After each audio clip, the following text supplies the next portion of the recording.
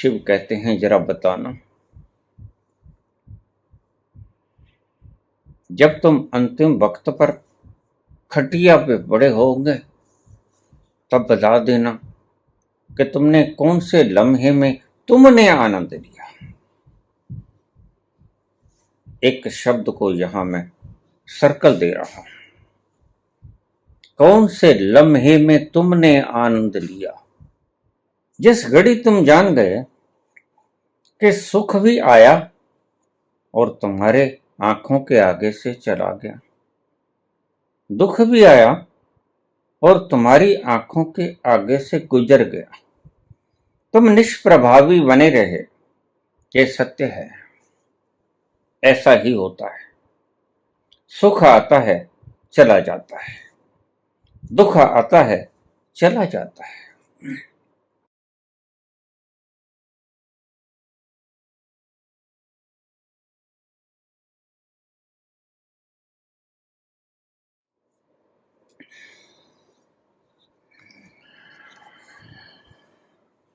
यहां ऐसा कुछ भी नहीं जिसको तुम पाकर खुश हो सकते हो, और यहां ऐसा कुछ भी नहीं जिसको तुम गंवा कर दुखी हो सकते हो। इसलिए हे पार्वती, कुछ खो जाने का भय मत करो और कुछ मिल जाने की खुशी ना कर। तंत्र का वचन। यहां कुछ भी ऐसा नहीं है जिसके पाने से तुम खुश हो जाते हो, और कुछ भी ऐसा नहीं है जिसको गंवाने से तुम दुखी हो सकते हो। दोनों ही बातें बेकार हैं, शिव कहते हैं पार्वती से।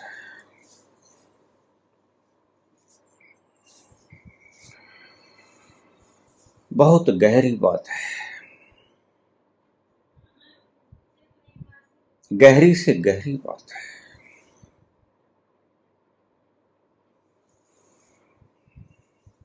तुम रोते हो क्योंकि तुमने कुछ गंवा दिया, या तुमने कुछ पाया नहीं, और तुम हंसते हो क्योंकि तुम्हें लगता है कि हमने कुछ पा लिया, या तुम्हें लगता है कि हमने कुछ गंवाया नहीं, जोड़ लिया।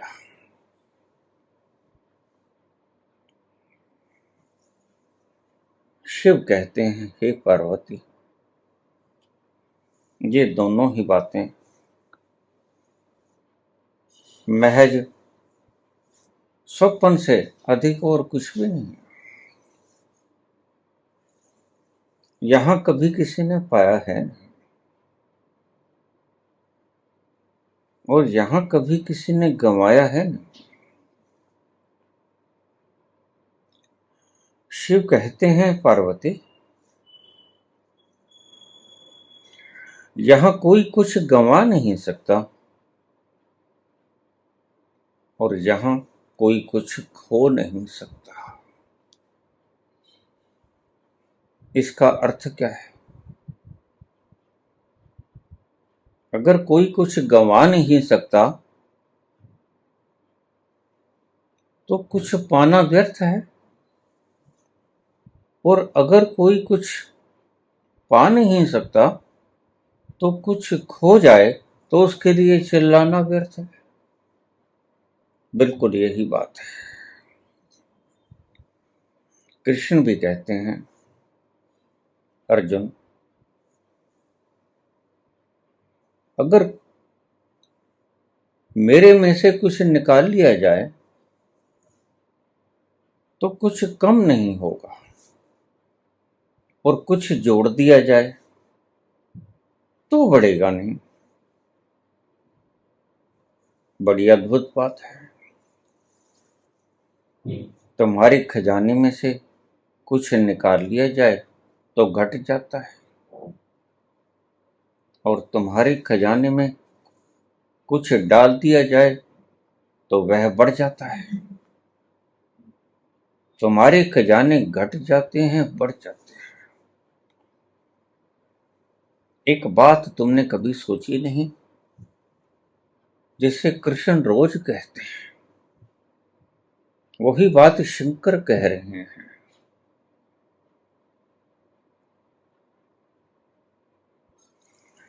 कृष्ण कहते हैं, जब तू आया था क्या तेरे हाथ में कुछ था? मुट्ठियां बंधी हुई थीं और मुट्ठियां खाली थीं, और जब तू जाता है तो क्या तू कुछ साथ लेके जाता है? हाथ खुले होते हैं, और अगर हाथ बंधे हुए हों तो तुम देखना वो यहीं रह जाएगा। और अगर बच्चा जब जन्म लेता है, उसके हाथ खुले हों, मुट्ठियां खुली हों, तो भी वह कुछ साथ लेके आता नहीं, कुछ गंवाता नहीं। ये बड़ी अद्भुत बात है। तुम सारी उम्र इसी प्रयास में रहते हो कि कैसे कमा लूं, और तुम सारी उम्र चौकीदारी करते रहते हो कि हमारा कोई कुछ छीन ना ले। तुमने कभी 2 घड़ी विश्राम करके ये सोचा नहीं कि तुम्हारे पास है क्या जो कोई छीन लेगा? जिसको तुम गंवा दोगे, काहे की फिक्र कर रहे हो? गंवाने के लिए तुम्हारे पास है क्या, और पाने के लिए इस संसार में कुछ है क्या? बहुत गौर से देखोगे तो शिव ठीक करे। यहां कोई कुछ कमा नहीं सकता, दिखता है कि कमा लिया। यहां कोई कुछ गंवा नहीं सकता, लगता है कि गंवा दिया। लेकिन सत्य क्या है? गहरा सत्य क्या है? न तो कोई कुछ कमा सकता है और न कोई कुछ गवा सकता है। कितनी ही कोशिश कर लो, तुम चाहकर भी कुछ नहीं कमा सकते, और कितनी ही कोशिश कर लो, तुम चाहकर भी कुछ कमा नहीं सकते। यह बात बड़ी अद्भुत है जो शिव कहते हैं पार्वती से। मुझे लोग कह देते हैं कि बात तो आपकी ठीक है, साथ तो कोई लेके जाता नहीं और साथ लेके कोई आता भी नहीं। लेकिन यहां जो व्यक्ति ऐश कर गया, वह तो उसकी होती है, और जो अभाव के अंदर जो व्यक्ति यहां दुखी हो लिया, कष्ट में सारी उम्र गुजार दी, वह दुखी तो होता है नहीं। शिव कहते हैं, पार्वती यह तुम्हारा भ्रम है।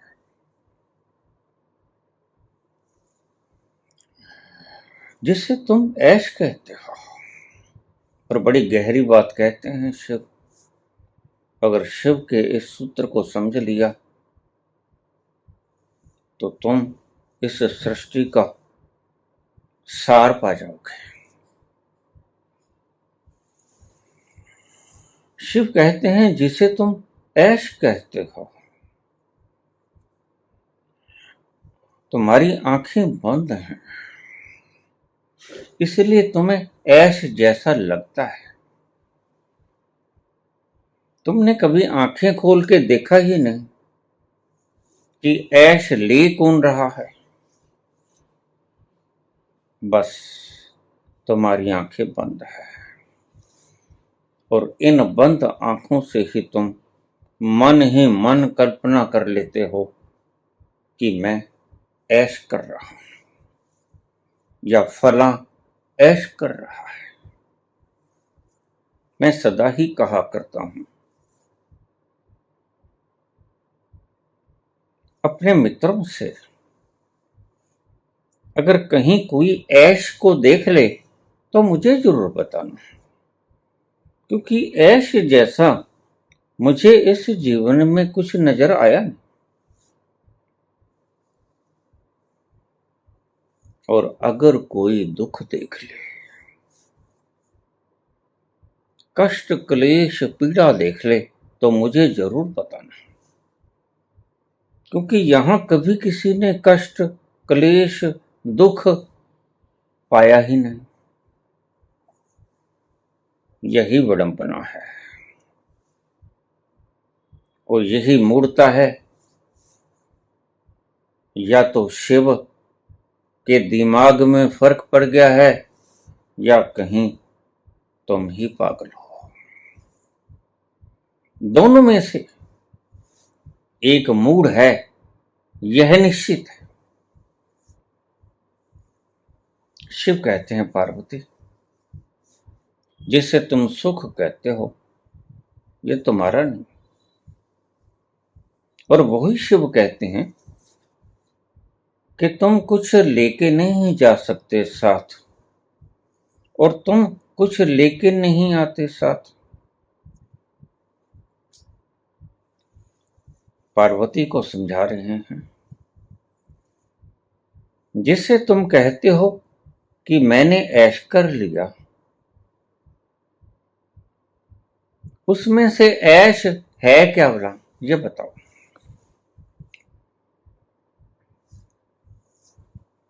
जिसे तुम सुख कहते हो, स्वाद कहते हो, कि तुमने बड़ा स्वाद ले लिया। तुम जरा गौर से देखना, आंखें खोल के देखना, तुम पाओगे यह स्वाद तो इंद्रियों ने लिया था।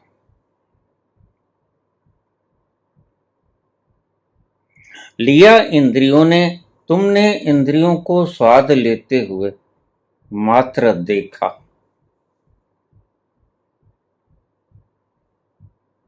जरा गौर से देखना, शिव की इस बात में बड़ा अनुभव है, बड़ा सत्य है, बड़ा गहरा है ये सूत्र। शिव उस आंतरिक तल से बोल रहे हैं जहां से कृष्ण बोलते हैं। शिव कहते हैं, जो भी तुम ऐश कहते हो, एक भी ऐश गिना दो जो तुमने इंद्रियों से पार ली हो।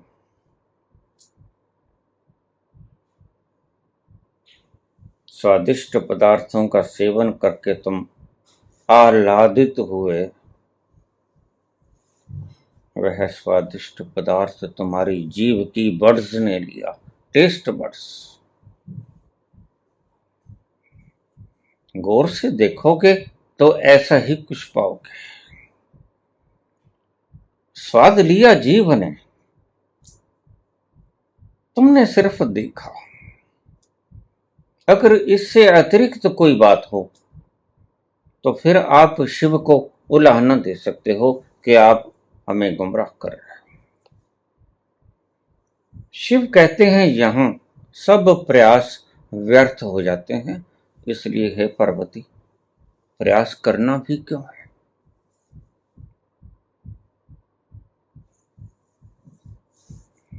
बुद्ध प्रयास करके हार जाते हैं।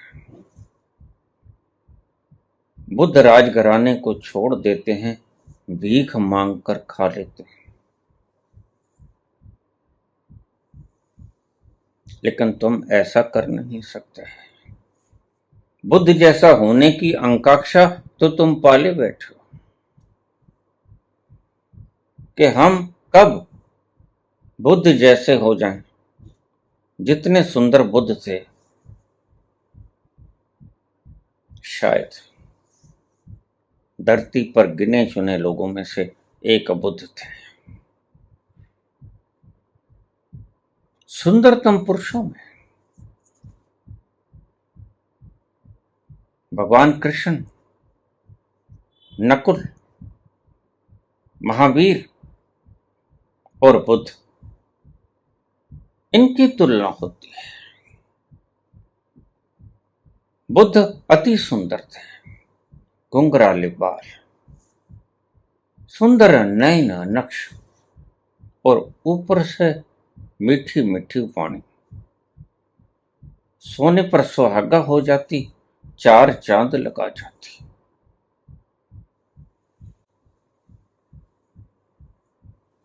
शिव कहते हैं, जरा बताना,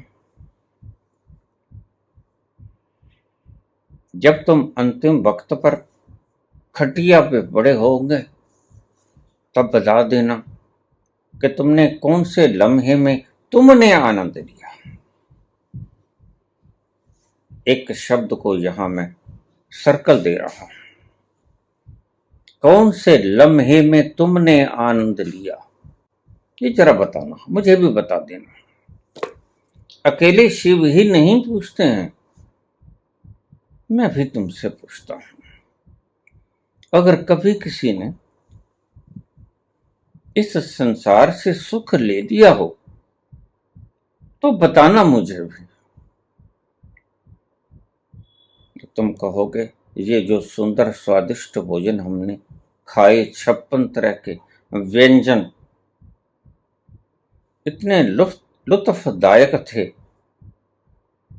इतनी लज्जत आई इनको खाकर, क्या वह आनंद नहीं था? लेकिन मैं कहता हूं, तुमने कहां चखा, वो तो जीवा ने चखा। जो चीज शिव कहते हैं उसकी तरफ तुम ध्यान नहीं करते। शिव कहते हैं, जिसे तुम ऐश कहते हो वह तुमने नहीं की, वह तुम्हारी इंद्रियों का उत्तेजना के वश पाया गया स्वाद था। तुमने जीवा से सुंदर स्वादिष्ट पदार्थों का सेवन करके उत्तेजना से तुम्हारे टेस्ट बड्स उत्तेजित हो जाते हैं। तुम कहते हो, आहा क्या स्वाद है। ऐसे ही सभी इंद्रियों से तुम स्वाद लेते हो और वह उत्तेजना के काल में स्वाद आता है। तुम गौर से देखना। वात्सायन कहते हैं अपने काम सूत्र में, है तो ये स्वाद ही। वात्सायन भी काम सूत्र की बात करते करते एक गहरी बात कह देते हैं, है तो ये स्वाद ही। लेकिन हे मानव, यह तुमने नहीं लिया, यह इंद्रियों के द्वारा तुमने देखा। स्वाद लिया इंद्रियों ने, तुमने स्वाद नहीं लिया। वो चाहे किसी भी तुम्हारी इंद्रिय के द्वारा लिया गया स्वाद क्यों ना हो, तुमने मात्र उसे निहारा साक्षी होकर। तुम सभी प्रकार के इंद्रियों के द्वारा लिए गए स्वाद को निहारते हो। वो चाहे कानों से मधुर संगीत का लुत्फ हो, वो चाहे आंखों से मनोरम दृश्यों का लुत्फ हो, वो नाक से सुंदर खुशबू का सेवन हो,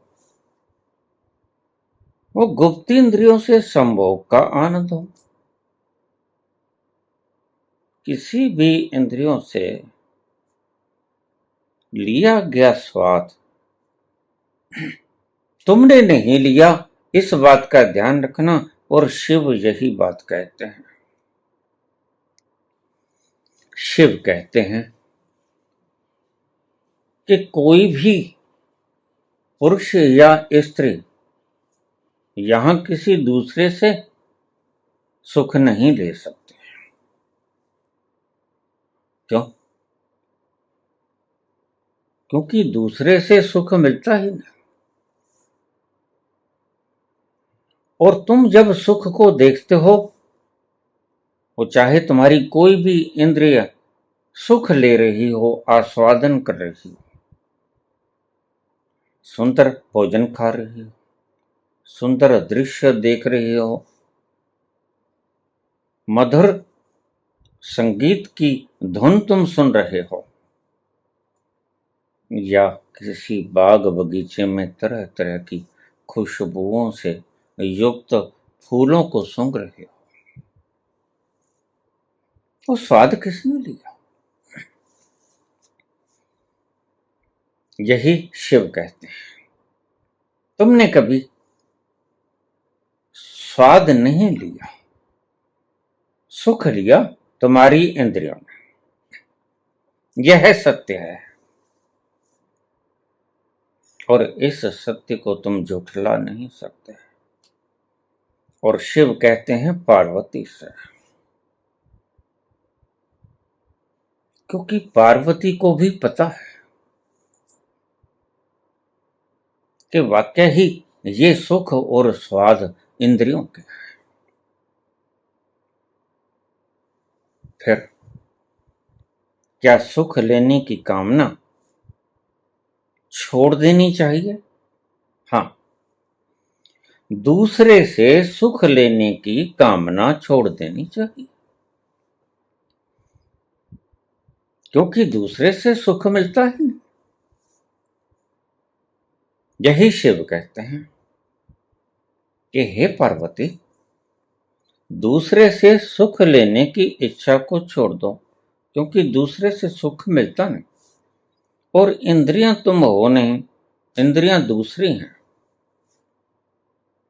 तो सुख लेती हैं दूसरी यानी इंद्रियां। और तुम कहते हो मजा मैंने लिया, ऐश मैंने की। जरा इन दोनों बातों के भीतर तालमेल बैठाइएगा तो सही।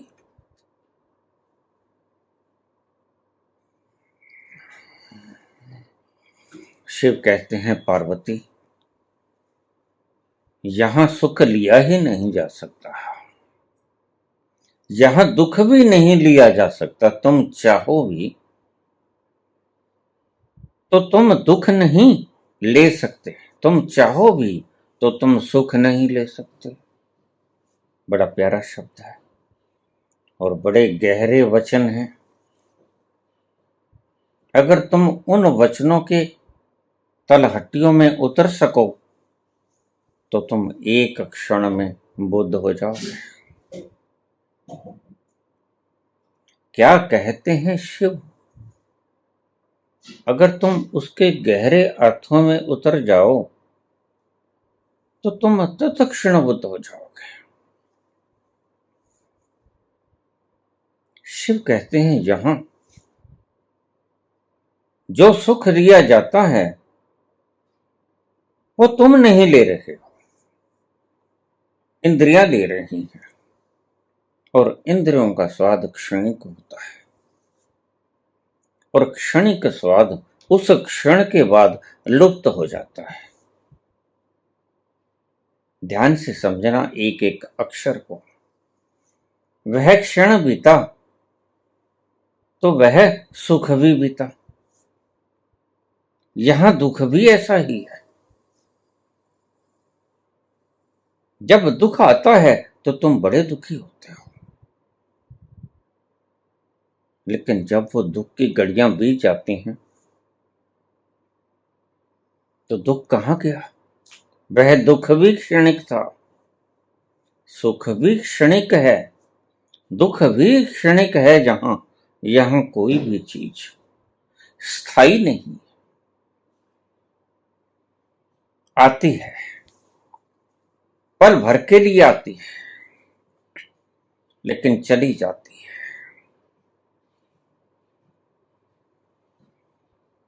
इसलिए सियाने कहते हैं दुख आए तो घबराना नहीं।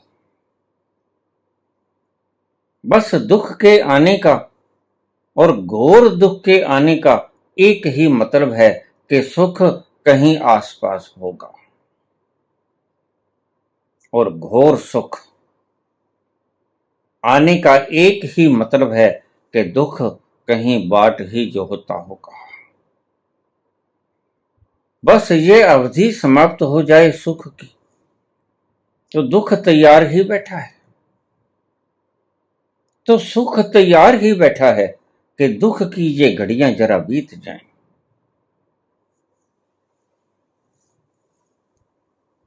ये तो कमाल की बात है,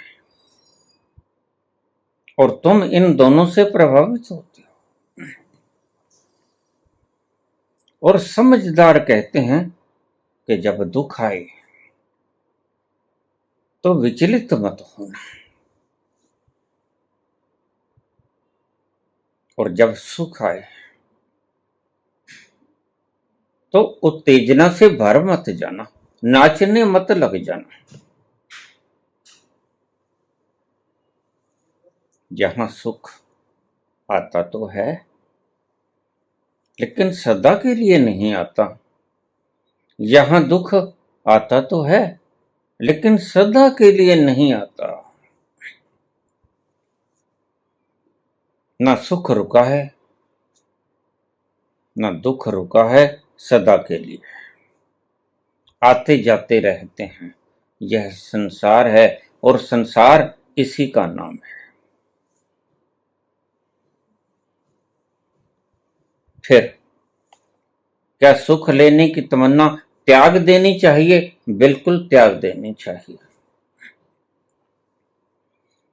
अगर तुम दुखी हो तो दुखी होना बंद कर देना चाहिए, बिल्कुल बंद कर देना चाहिए। यही तो कृष्ण भगवान अर्जुन से कहते हैं, अर्जुन तू जिनके लिए शोक कर रहा है वह शोक करने योग्य नहीं।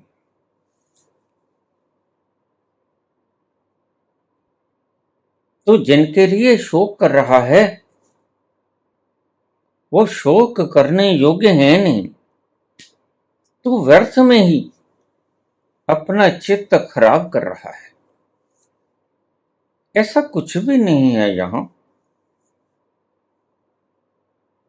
जो तुम्हें दुखी कर दे, जो तुम्हें विचलित कर दे। भला कृष्ण कहां से बोल रहे हैं? वहीं से शिव बोल रहे हैं। दोनों का तल समान है। शिव कहते हैं कि यहां दुख है ही नहीं, और कृष्ण कहते हैं यहां विचलित होने जैसा कुछ है ही नहीं। लेकिन दोनों जिस तल की बात करते हैं उस तल तक इशारा कर सकते हैं, और तुम भी अगर उस इशारे को समझ जाओ तो जो शिव कहते हैं या कृष्ण कहते हैं तुम्हें पल भर में समझ आ जाएगा। यहां दुख के पीछे छिपा हुआ सुख जो देख लेता है वह दुख से विचलित नहीं होता। यहां सुख के पीछे आंख मिचौनी करता हुआ दुख जो देख लेता है वह सुख में इतना नाचता नहीं, उत्तेजित नहीं होता। वह इन दोनों चीजों से प्रभावित नहीं होता।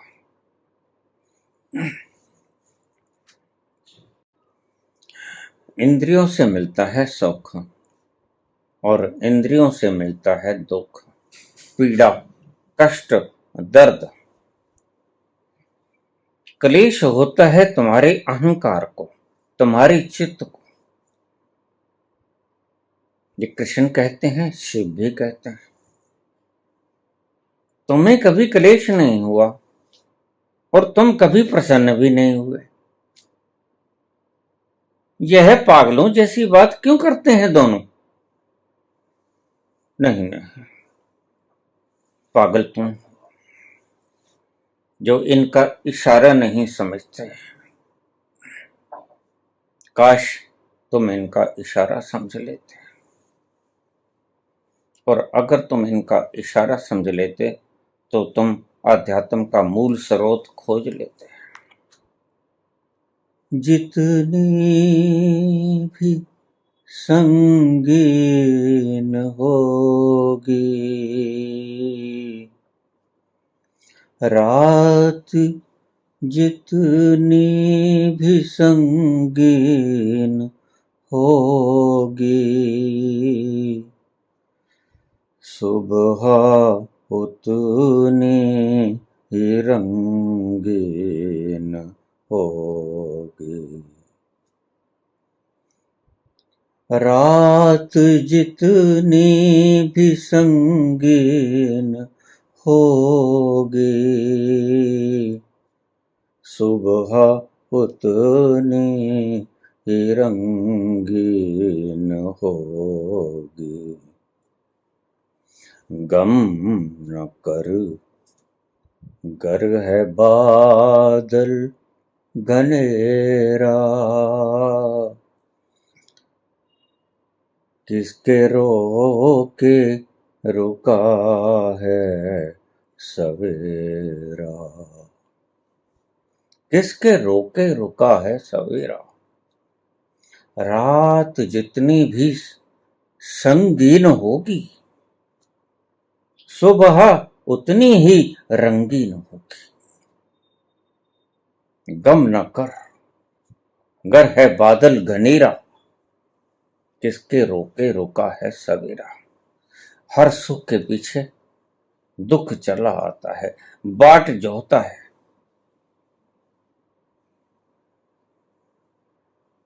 और सब सुख के पीछे दुख आ जाता है, और सब दुख के पीछे सुख आ जाता है। यही संसार चक्र है। तो मुक्ति इसे ही कहते हैं।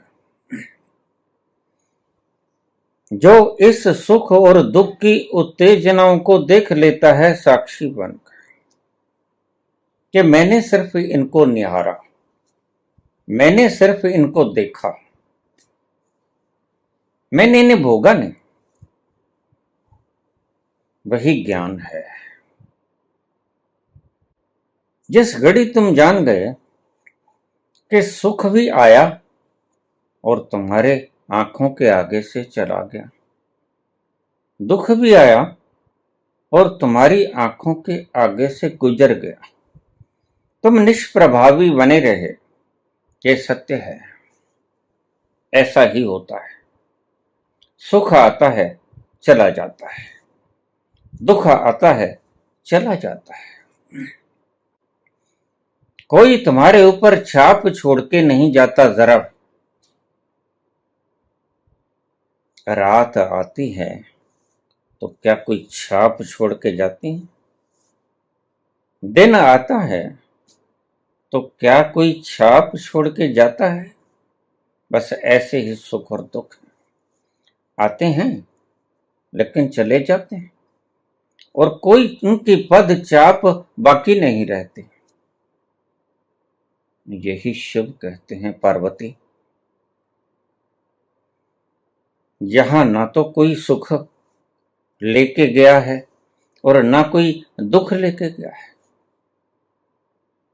सुख और दुख दोनों भ्रम है। जिसे तुम सुख कहती हो पार्वती,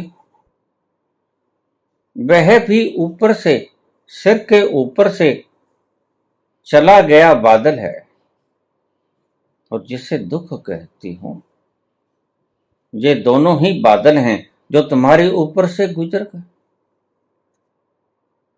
तुम्हारी मूर्खता यही है कि तुम इन बादलों को स्वयं का होना समझ लिया। तुम इस दुख को भी स्वयं का होना समझ लिया, इस सुख को भी स्वयं का होना समझ लिया। इसलिए दुख में तुम रोए, चिल्लाए, छाती पीटी, और सुख में तुम नाचे, कूदे, उत्तेजित हुए। और तुमने कहा मैं बड़ा सुखी हूं। दुख में तुमने कहा मैं बड़ा दुखी हूं, लेकिन तुम दोनों ही नहीं हो। शिव यही बात कहते हैं, कृष्ण भी यही बात कहते हैं। ना तो कोई कभी यहां दुखी हुआ है और ना ही कोई कभी यहां पर सुखी होगा। यह मृग तृष्णा है। ऐसा नहीं कि सुख ही मृग तृष्णा है, दुख भी मृग तृष्णा है। स्थायी रूप से जहां कोई भी नहीं होता, तो फिर स्थायी रूप से कौन होता है? जहां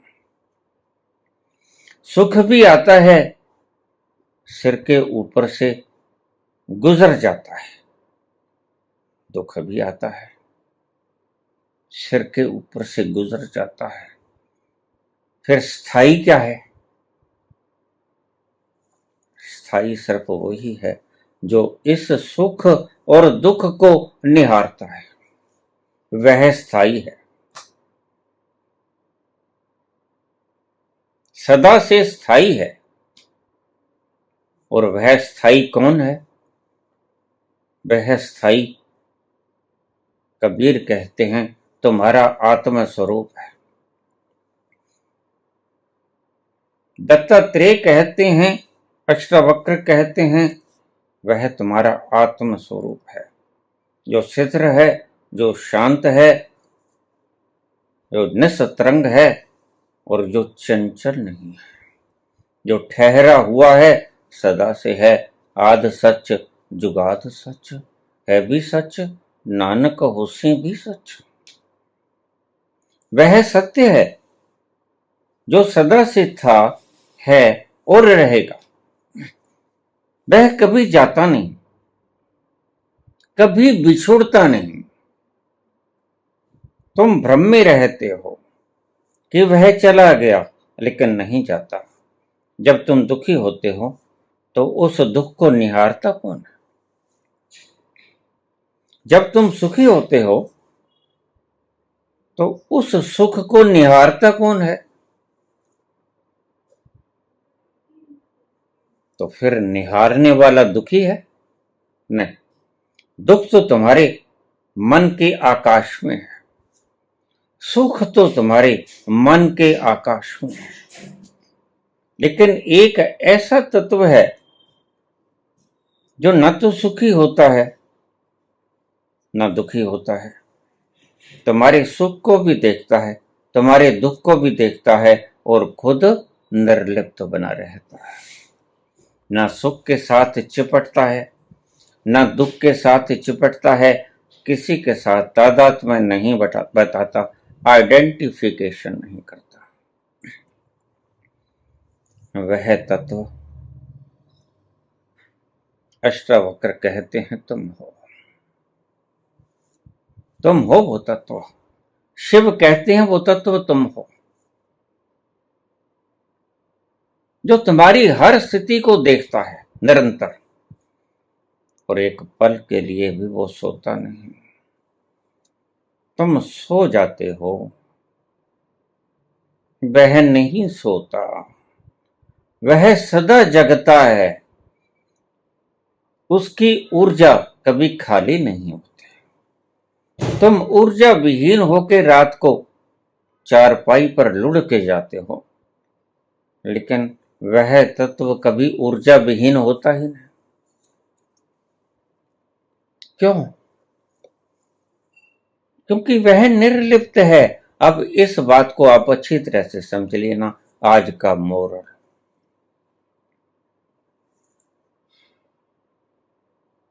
जो निर्लिप्त है वह शक्ति गंवाता नहीं।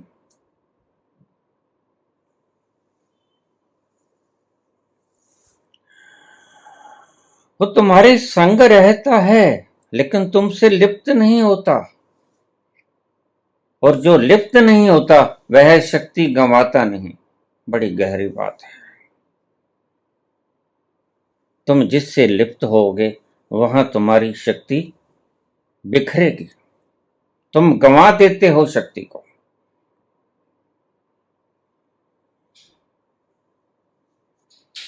सर्वव्यापी सदा अलेपा, सर्वव्यापी सदा अलेपा, तो है संग समाज, तो है संग समाज, काहे रे बन ढूंढन जाए, सर्वव्यापी सदा अलेपा। यह शब्द बड़ा प्यारा है। यह निर्लिप्त हो जाता है जो भी व्यक्ति, जो अलेपा रहता है वह शक्ति गंवाता नहीं। जो न्यूट्रल रहता है उसकी शक्ति क्षीण नहीं होती। इसलिए परमात्मा निर्लिप्त है। परमात्मा तुम्हारी सब गतिविधियों को हर वक्त निहारता है, वो चाहे तुम जागते चाहे तुम सोते, वह सदा से देखता है तुम्हें। और देखना ऐसा है कि सहज है। वो सहज अवस्था में देखना, उसकी निर्लिप्तता को छीनता नहीं। और क्योंकि वह निर्लिप्त बना रहता है कैटालाइटिक एजेंट की तरह, तो कैटालाइटिक एजेंट का कुछ घटता है क्या? नहीं घटता। केमिस्ट्री के छात्र इसे अच्छी तरह से समझते हैं कि कैटालाइटिक एजेंट के बिना घटना भी नहीं घटती रासायनिक, और कैटालाइटिक एजेंट का कुछ बिगड़ता भी नहीं, कुछ घटता भी नहीं। अब ये बात बड़ी अजीब है। सच पूछो तो ये बात सत्य है अध्यात्म की भी, और अध्यात्म की बात हमने संसार में ठीक कर ली, और ठीक है भी। कैटालाइटिक एजेंट के बिना रासायनिक क्रियाएं होती नहीं। और बड़े मजे की बात है, उसके बिना भी रासायनिक क्रियाएं नहीं होती, और उसका बिगड़ता भी कुछ नहीं, उसका घटता भी कुछ नहीं, बढ़ता भी कुछ नहीं। बस यही शिव कहते हैं कि ना तुम्हारा कुछ घटता है ना तुम्हारा कुछ बढ़ता है। यहां से तुम कभी कोई यहां से लेके नहीं जाता। कोई यहां से ले जाता हुआ देखा है? कोई यहां लाता हुआ देखा है? नहीं। जब तुम कुछ लेके नहीं आते और तुम कुछ साथ लेके जाते नहीं, तो फिर तुमने गंवाया क्या, कमाया क्या? जरा सोचो। जब तुम यहां से कुछ लेके ही नहीं जाते तो तुमने कमाया क्या? भ्रम कमाया, एक इल्यूजन कमाया कि मैं अरबपति हूं, मैं खरबपति हूं, बिलियनियर हूं, ट्रिलियनियर। है कुछ नहीं। जाओगे नंग धड़ंग, और नंग धड़ंग भी जाओगे, और बड़ी गहरी बात है, यह जो नंग धड़ंग है वह भी तुम्हारा नहीं, यह शरीर भी तो तुम्हारा नहीं। मुझे कोई कहने लगा कि जब जाओगे तो आपके वस्त्र भी उतार लिए जाएंगे। मैंने कहा तुम झूठ बोलते हो। किसके वस्त्र उतार लिए जाएंगे? वो तो शरीर के उतार लिए जाएंगे। शरीर नंग धड़ंग जाएगा। जो कल तक सुंदर सूटेड बूटेड था वह नंग धड़ंग जाएगा, लेकिन शरीर तो तुम नहीं हो। इसलिए तुम्हारा कुछ छीनेगा नहीं। जहां मौत कुछ छीन नहीं सकती तुमसे। तुमसे शब्द समझना, इशारा समझना। और जीवन तुम्हें कुछ दे नहीं सकता तुम्हें। कि दोनों ही शब्दों को साइकिल में ले लेना। जीवन तुम्हें कुछ दे नहीं सकता, कितना ही प्रयास कर लो, और बुद्धिमान शांत हो जाता है। और मौत तुमसे कुछ छीन नहीं सकती, कितना ही प्रयास कर लो। यही कृष्ण कहते हैं। क्या लेके आए थे, क्या लेके जाओगे। मौत तुमसे कुछ छीनती नहीं और जीवन तुम्हें कुछ देता नहीं। तुम कहोगे जीवन क्यों नहीं कुछ देता, हम जो यहां ऐश कर लेते हैं वह तो इंद्रियां करती हैं। जिस जीव के टेस्ट बड्स ने स्वाद चखा था वो यहां रह गया कि नहीं रह गया। तुम जला देते हो कि नहीं, फिर स्वाद किसने चखा। जो इंद्रियां तुम्हारी स्वाद चख रही थी वो यहां जला देते हो कि नहीं, फिर स्वाद किसने चखा था। साथ क्या लेके जाओगे बता दो। मौत ने तुमसे क्या छीना और जीवन ने तुम्हें क्या दिया। इसलिए समझदार व्यक्ति जीवन में कर्म करता हुआ भी जानता है कि साथ जाएगा कुछ। तो बिलियनियर बन जाओ, ट्रिलियनियर बन जाओ, साथ कुछ नहीं जाएगा। तो फिर व्यर्थ का प्रपंच क्यों करना है। व्यर्थ खुद को भरमाने का अर्थ भी क्या है। सियाने थे महावीर बुद्ध और पतंजलि, जिन्होंने कहा अपरिग्रह जोड़ो मत। बड़ी मजेदार बात है। तुम्हें वो मूर्ख लगते हैं, लेकिन उनसे ज्यादा सियाना कोई है नहीं। वो कहते हैं जोड़ो मत, तुम जोड़ते हो, खूब जोड़ते हो। दूसरों की जेबों से निकाल कर जोड़ते हो। मुर्दे पड़े व्यक्ति की जेब में से जो है निकाल लेते हो। तुम जोड़ते ही चले जाते हो।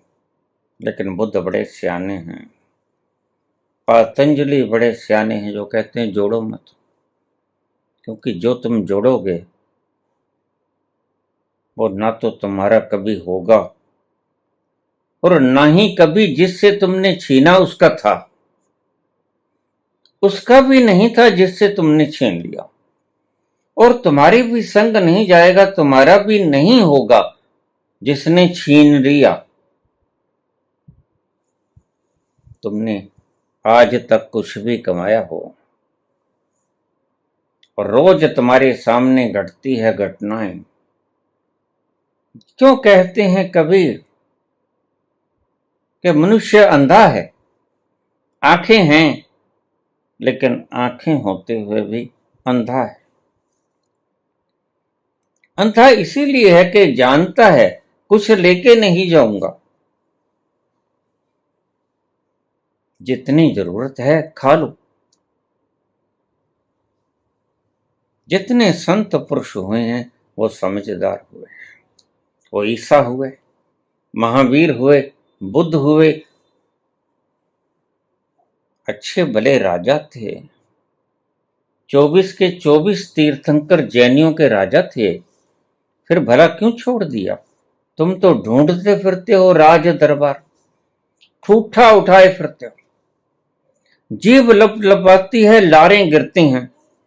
एक बार और प्राइम मिनिस्टर बना था, क्या करोगे भाई। आगे इतनी बार बना दिया, उससे क्या निचोड़ निकाला।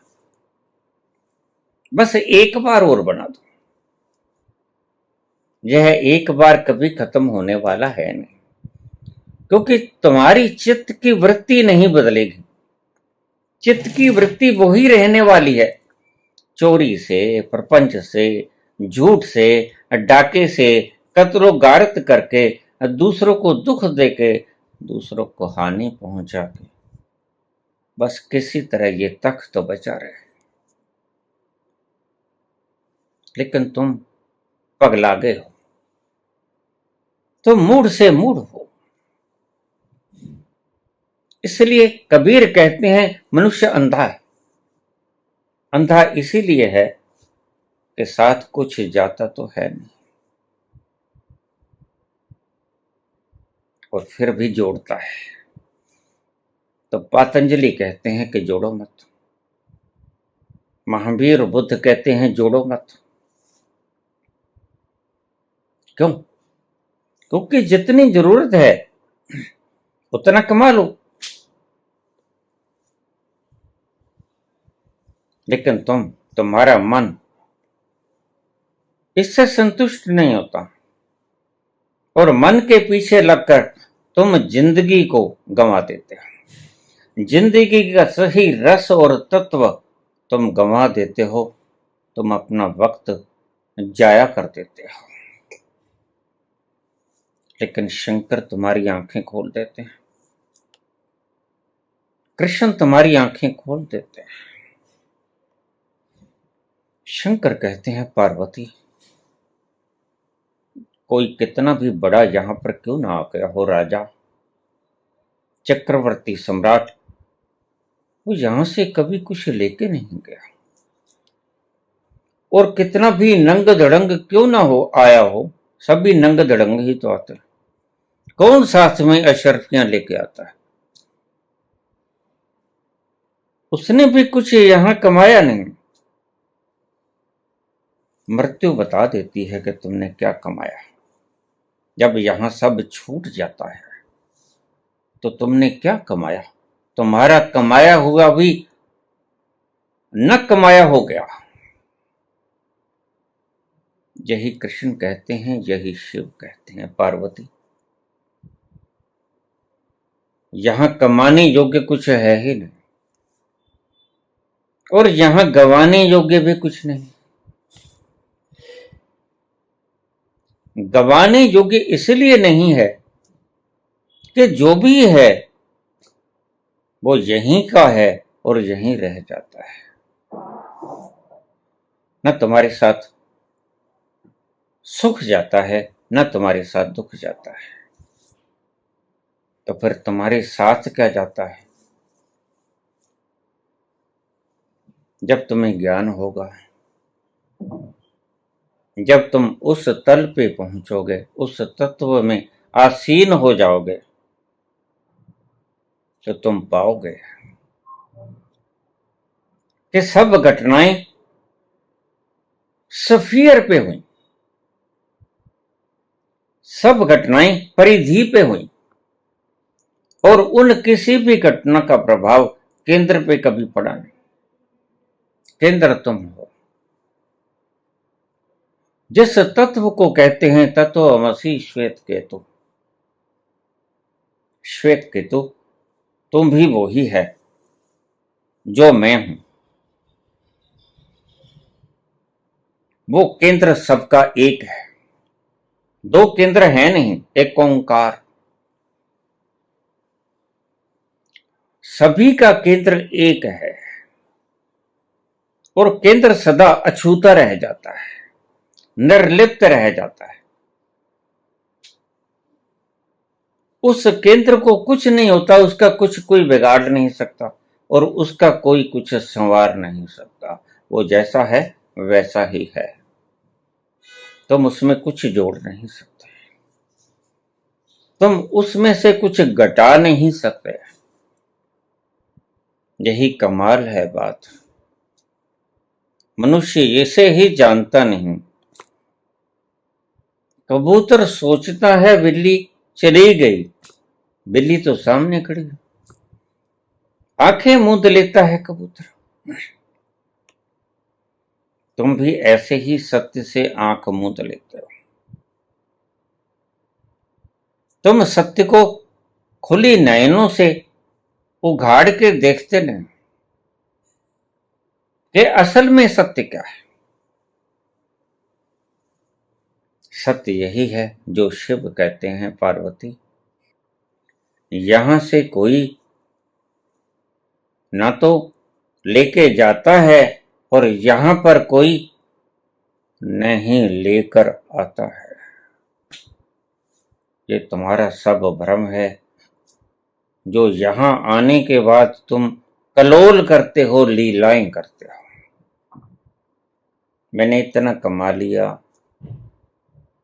रातों रातों जागते हो, चिंतित होते हो, मेरा इतना गंवा लिया। असल में तुमने कभी कुछ गंवाया नहीं और तुमने कभी कुछ कमाया नहीं। जिस तत्व से, गहरे तत्व से बात करते हैं कृष्ण, उसी गहरे तत्व से बात करते हैं शिव। उस तत्व का कभी कुछ घटता नहीं, उस तत्व का कभी कुछ बढ़ता नहीं, उस तत्व को कोई हानि नहीं पहुंचा सकता, उस तत्व को कोई सुखी नहीं कर सकता। वह पहले से जो है वह है, वह सदा से सुखी है, सदा से सुखी है और कोई उसे दुखी नहीं कर सकता। इसलिए भगवान कृष्ण ने आखिरी शब्द कहा, वह तत्व न कटता है, नैनम छेदन्ति शस्त्रम। वह तत्व न कटता है न जलता है, नैनम दहति पावका। वह तत्व को पानी गला नहीं सकता, न चैनम क्लेदनताप। उस तत्व को हवा सुखा नहीं सकती, न शोष्यति मारुतः। वह तत्व ऐसा है और वह तत्व तुम हो। यही शिव समझाते हैं पार्वती से। वो तत्व तुम हो पार्वती, वो तत्व कोई दूसरा नहीं है। इसलिए यह निश्चय करके जान लो कि तुम्हारा ना तो कभी कुछ घटा और ना ही कभी कुछ बढ़ा। तुम जैसे हो वैसे ही, जैसे थे वैसे ही रहोगे सदा। न कभी घटे हो न कभी बढ़े हो। इस गहरे सूत्र को हृदय में उतार लेना। रोना धोना बंद करो, नाचना गाना बंद करो। यहां किसी ने कुछ पाया नहीं, यहां किसी ने कुछ खोया नहीं, यहां कभी किसी का कुछ बिगड़ता नहीं, यहां कभी किसी का कुछ सुधरता नहीं। धन्यवाद।